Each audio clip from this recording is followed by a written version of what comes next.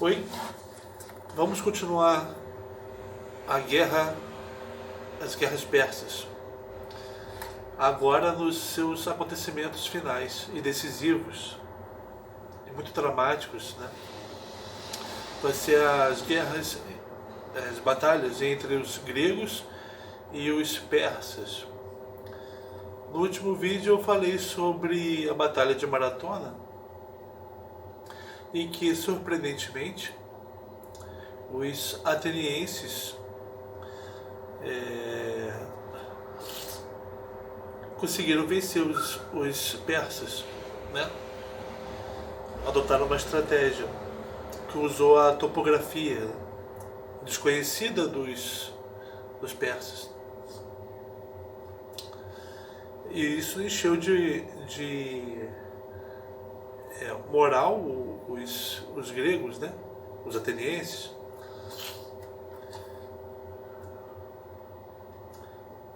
O rei Xerxes vai querer uma vingança, o rei persa, né? Porque o rei Xerxes é filho do rei Dário I, que foi o que governava a Persa quando houve o início das guerras, né? Da guerra. Mas demorou para o rei Dário conseguir reunir um exército pela Pérsia inteira, né? Um grande território, pelo Império Persa inteiro. Então não deu tempo do rei Dário I continuar a guerra, ele acabou morrendo. Então ficou para o filho dele, o Xerxes. Né?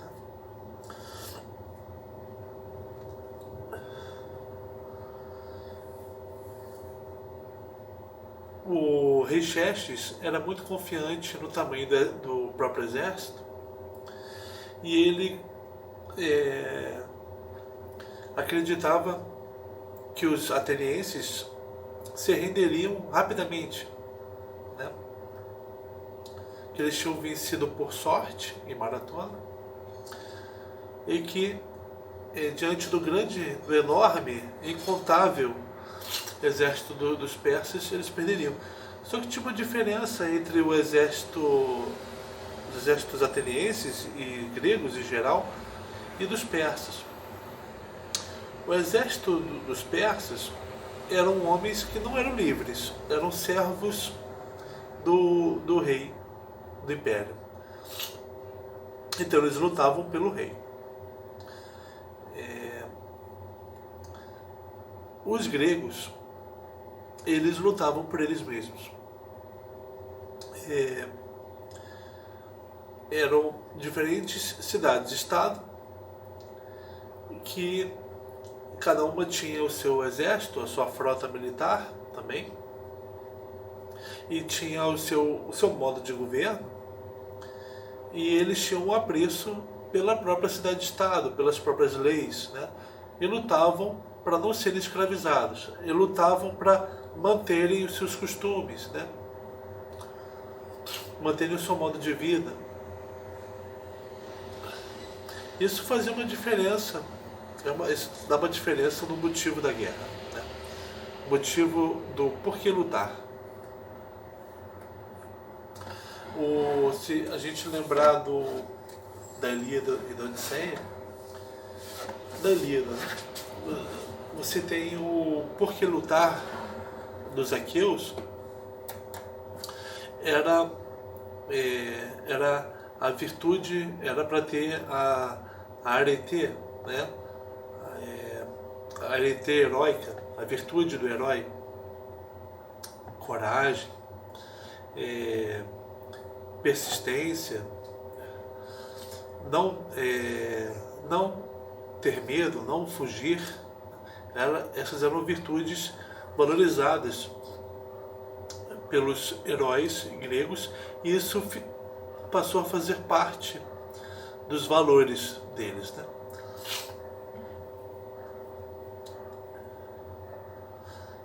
Quando você, no final da Ilíada, você tem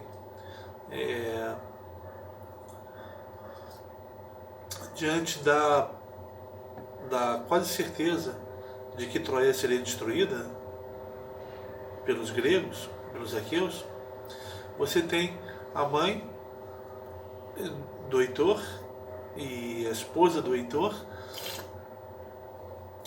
lamentando o destino que elas vão ter de escravas dos aqueus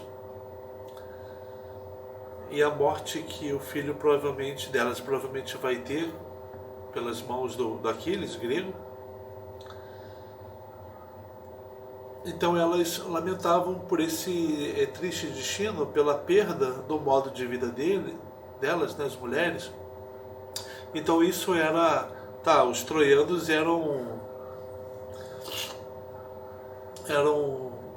ficavam na costa da Jônia, mas você tem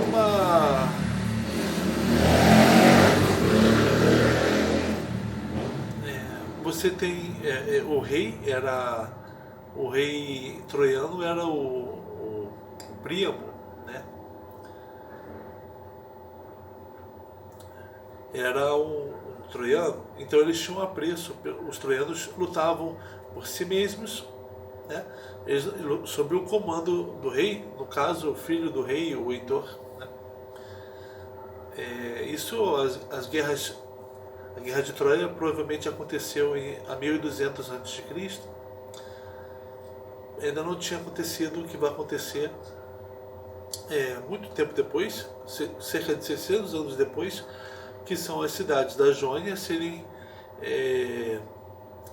ocupadas por tiranos persas, né? Então, voltando aqui às guerras persas, Xerxes era muito confiante de que os gregos iam desistir rapidamente da guerra.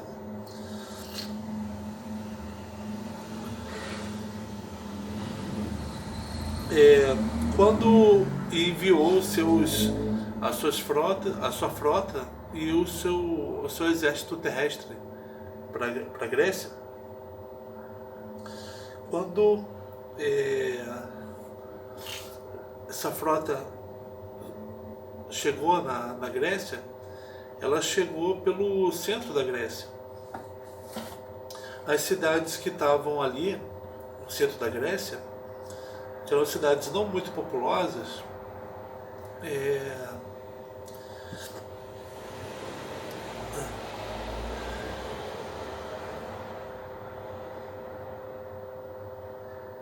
eles se renderam, né?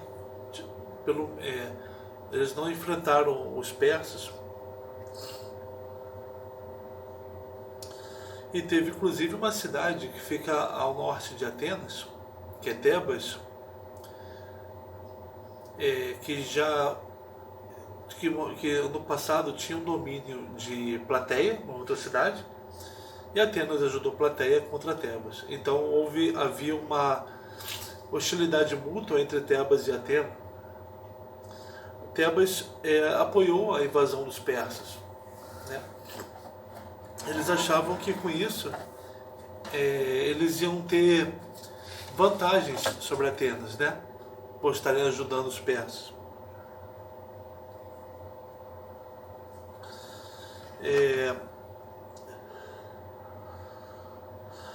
O que aconteceu então, o que os gregos fizeram contra os persas foi uma coalizão que reuniu as cidades-estado, 31 cidades-estado que ficavam no centro e no sul da Grécia, pegando a região da Ática, e principalmente da Ática e do Peloponeso, né?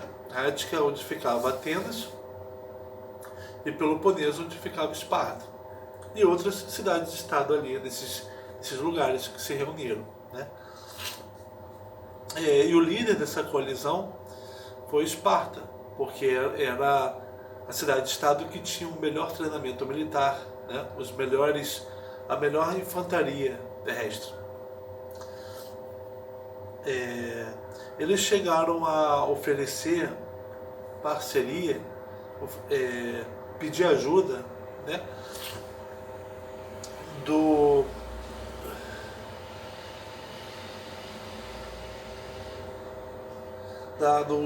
da Siracusa, tirano da Siracusa, ao tirano da Siracusa.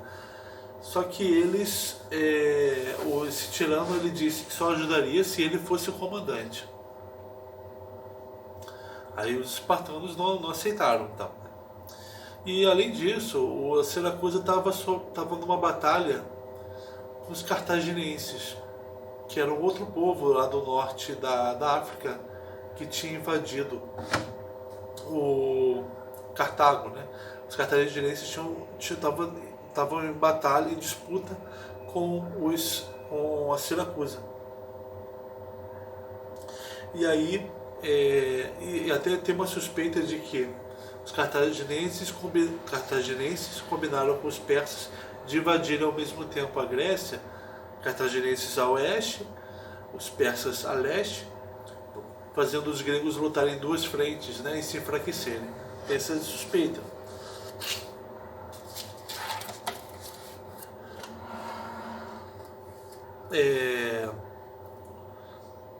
Mas acabou que o exército ficou na liderança dos espartanos e eles já tinham mostrado coragem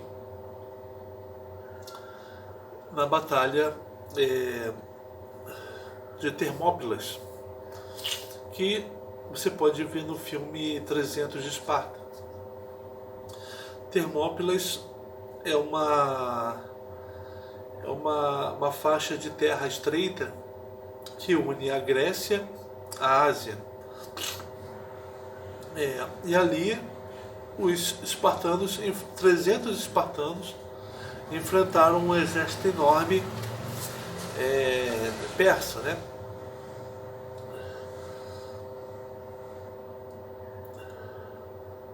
Os persas, como sempre, eram um número muito maior e esperavam que o seu adversário fosse desistir de lutar, e ficava surpreso de ver a tenacidade, né? Principalmente dos espartanos, que eram considerados eram aqueles que aprendiam a não desistir das lutas, e eles eram muito orgulhosos deles mesmos, né? Um espião persa viu, antes da luta, antes dos exércitos se aproximarem uns dos outros, ele viu os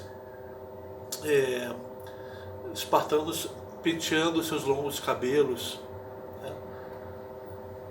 Eles eram orgulhosos deles mesmos como guerreiros. E quando eles souberam que os persas tinham muitos arqueiros e eram conhecidos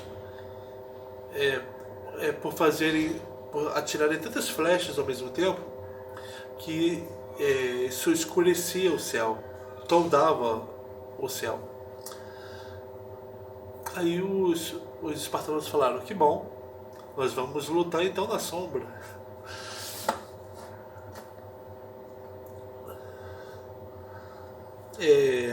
Os espartanos usaram a estreiteza de Termópilas para obrigarem o exército persa a não combater com todo o seu contingente de uma vez só, mas a combater em pequenos grupos. Isso facilitando o combate dos espartanos. Os espartanos, que eram melhores do que os persas no combate corpo a corpo. Só que teve um grego que resolveu ajudar os persas. Então, apesar dos valores gregos de independência com relação ao estrangeiro, tinha aqueles que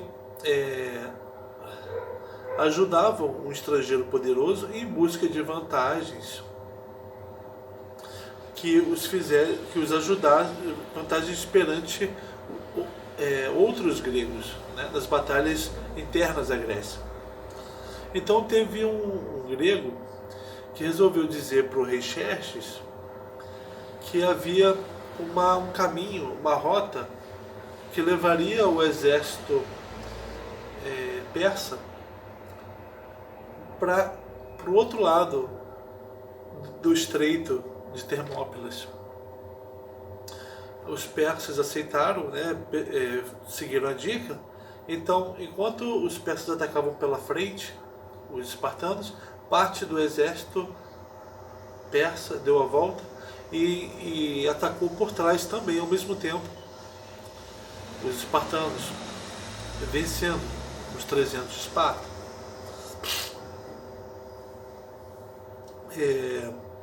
E aí, com essa vitória, os persas então continuaram sua rota em direção à Grécia, foram em direção ao sul, se aproximando de Atenas. Os atenienses abandonam a cidade, as mulheres, aqueles que não lutavam, as crianças, abandonam a cidade. O rei Xerxes destruiu Atenas, saqueou o que pôde, e os atenienses saíram da Ática e foram em direção mais ao sul, em direção ao Peloponeso. Eles foram ali ao norte do Peloponeso, né? Os habitantes do Peloponeso se assustaram com o que os persas estavam fazendo, né, em Atenas.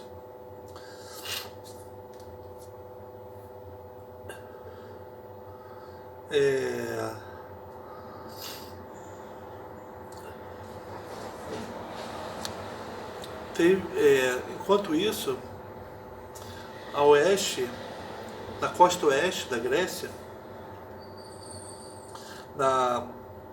entre a costa oeste e a ilha de Salamis, há um estreito, há uma passagem estreita de água. Assim como havia a passagem estreita de terra em Termópilas, agora vai haver uma batalha que vai ser a Batalha de Salamis, vai se dar numa passagem estreita de água entre a ilha e a costa oeste da Grécia. Temístocles, o grego Temístocles, ele vai perceber que ele pode combater a frota persa ali, naquela passagem de água, seguindo uma estratégia, a mesma estratégia dos espartanos. Eu vou combatê-los aqui nessa passagem de água.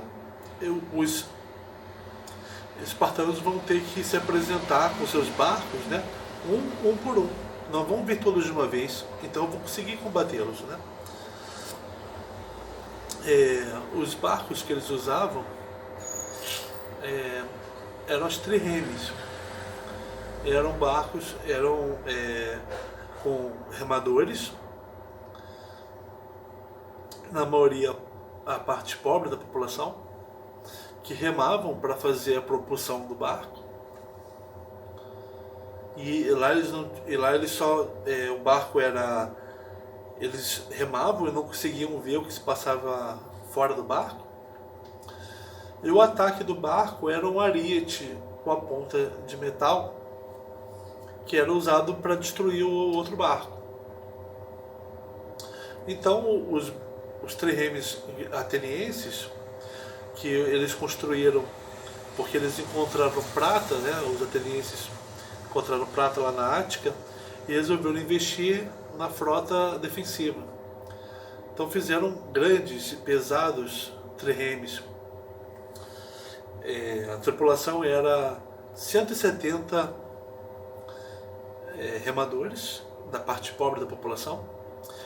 Havia os hoplitas, que era a infantaria, havia os arqueiros e havia os oficiais, totalizando cerca de 200 pessoas em cada trireme.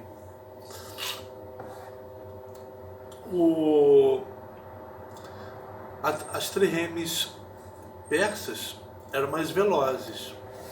bem mais velozes e mais leves do que as triremes gregas, né? Do que das triremes atenienses.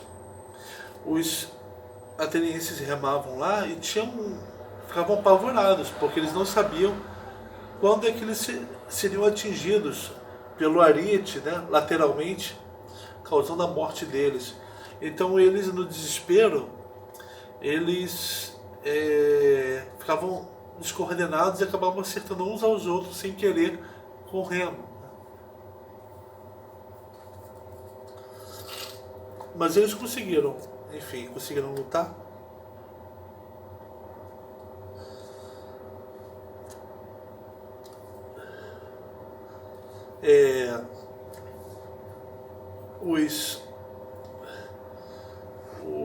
O rei Xerxes estava acompanhando essa batalha, a batalha de Salamis, e ele viu que contra os gregos, os atenienses, nos barcos, tinha uma comandante dele, do Xerxes, que era mulher, que era muito entusiasmada, uma ótima combatente. Xerxes falou: nessa batalha, a minha mulher está virando homem e os meus homens estão virando mulheres. Porque a frota persa começou a perder para a frota grega, ateniense, porque os persas, as triremes persas acertavam as triremes atenienses e não conseguiam danificá-las, porque eram leves. E as triremes atenienses, o ariete ficava eram submarinos.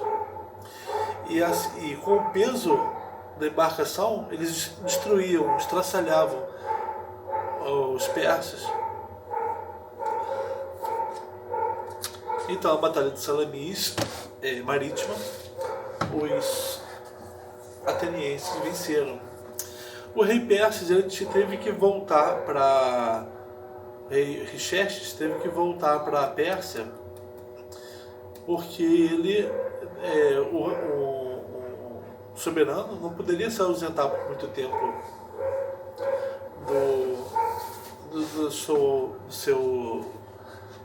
do reino, porque havia inimigos, gente querendo tomar o poder dele. Ele deixou o Mardônio, o comandante Mardônio, para aquela que vai ser a última batalha dessa guerra, a batalha terrestre, a batalha de Plateia.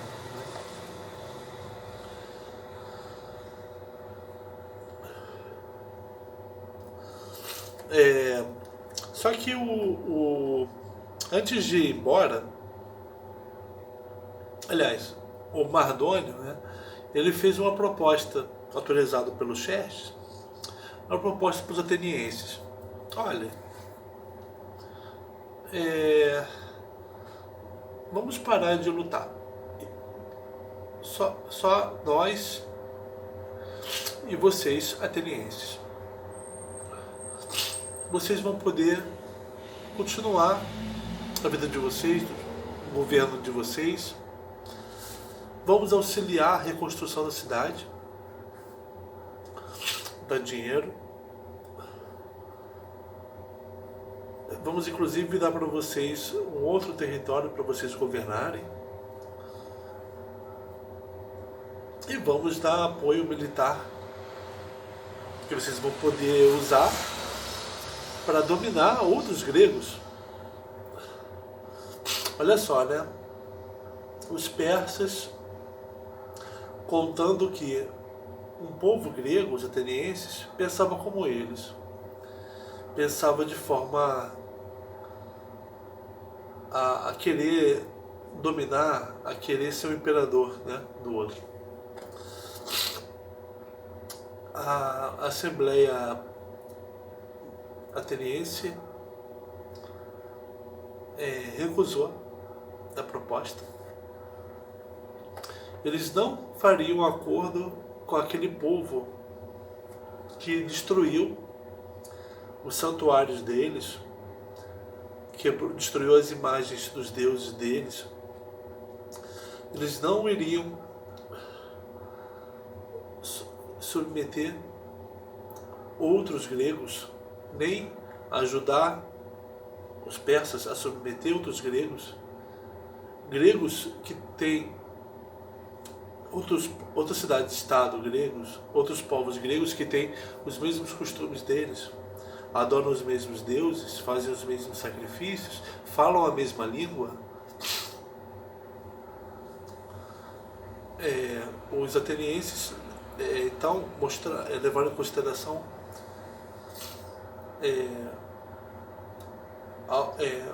pensaram no grego em geral, mas algo que os unificava.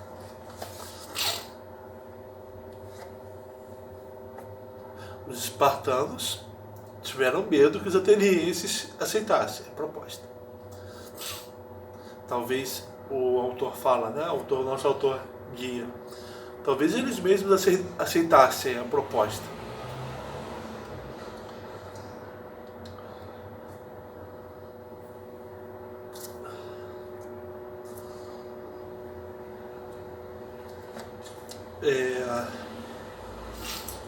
Mardônio, então, a infantaria persa, entrou na Ática.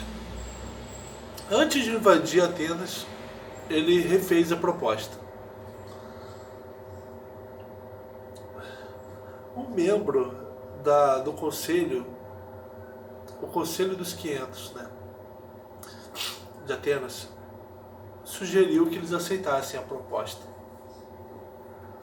Os atenienses estavam à flor da pele.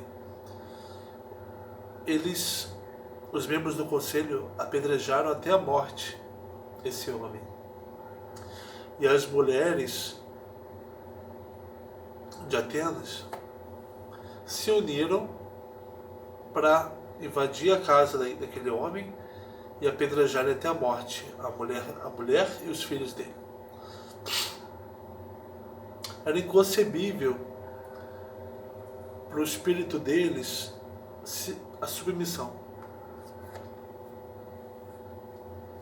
E um homem desse não era mesmo para ser deixado vivo, porque ele é um traidor.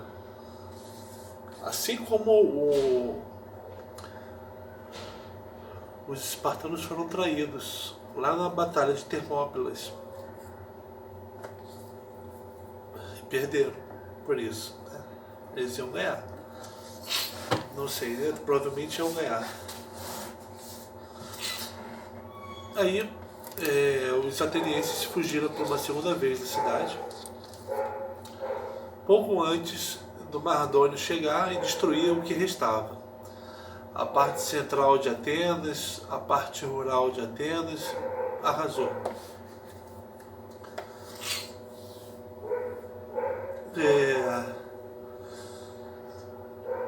Na fuga, eles viram que Esparta tinha construído um muro na passagem entre a Ática e o Peloponeso. Um grande muro. Os espartanos então abandonaram o restante da Grécia. Mas por fim resolveram lutar e foram ao norte.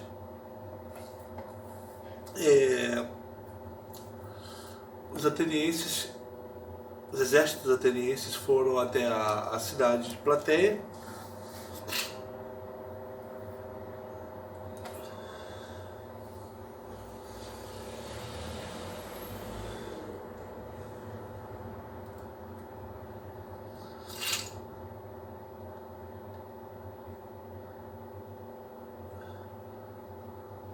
E os espartanos também. E ali foi o local da última batalha dessas guerras. Em 479 a.C. Quando ali era uma planície, né? Ali ficava logo ao norte, a 40 quilômetros ao norte de Atenas. Quando eles chegaram, eles viram um grande, enorme, a perder de vista, exército persa. os espartanos estavam na frente, eles iam se encontrar primeiro com os persas. Aí eles pararam e falaram assim pro comandante ateniense. Não pro comandante, né? O comandante era geral e era espartano. Eles falaram pros atenienses: olha, vocês trocam de lugar com a gente? Deixam a gente ficar atrás de vocês, para vocês então terem o protagonismo, a oportunidade de serem heróis na guerra. Os atenienses: tá bom, não tem problema, vamos trocar, vai lá para trás. Mas teve um pequeno grupo espartano que falou: não, a gente não vai sair daqui não, a gente vai lutar, a gente não é de desistir. Aí você vê os espartanos, os orgulhosos, que têm uma grande moral, nem todos correspondem a ela, né?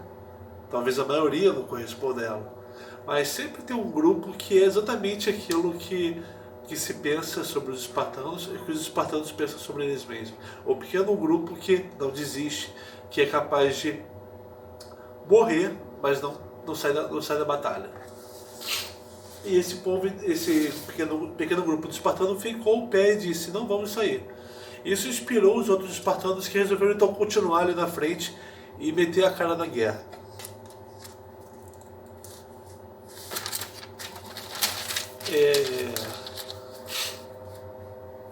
No decorrer da batalha, eles mataram Mardônios.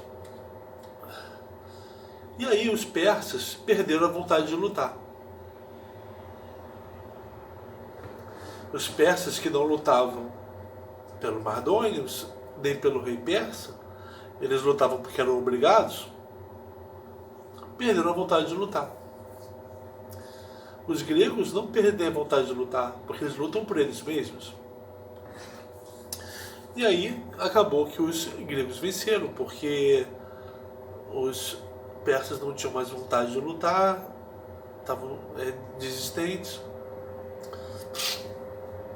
Além disso, no outro ponto da Grécia, uma frota encontra uma frota persa desorganizada ali na costa grega. Aí essa tripulação desses barcos gregos acostam, saem sem serem vistos e atacam e matam os persas que estavam ali acostados. Então, e aí, no final das contas, a Grécia venceu as batalhas,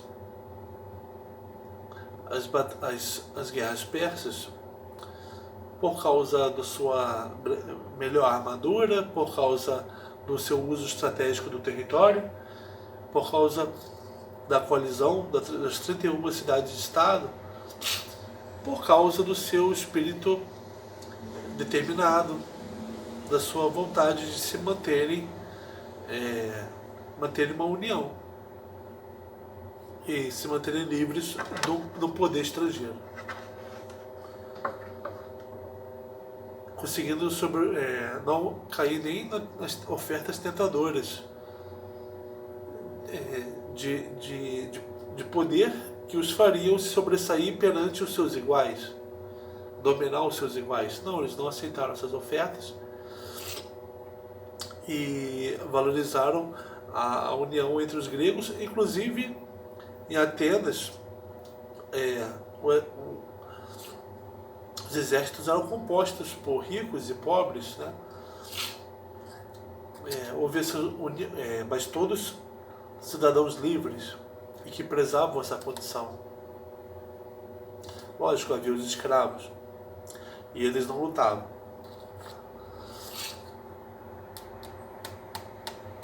Então é isso, tá? A gente volta aqui no próximo vídeo.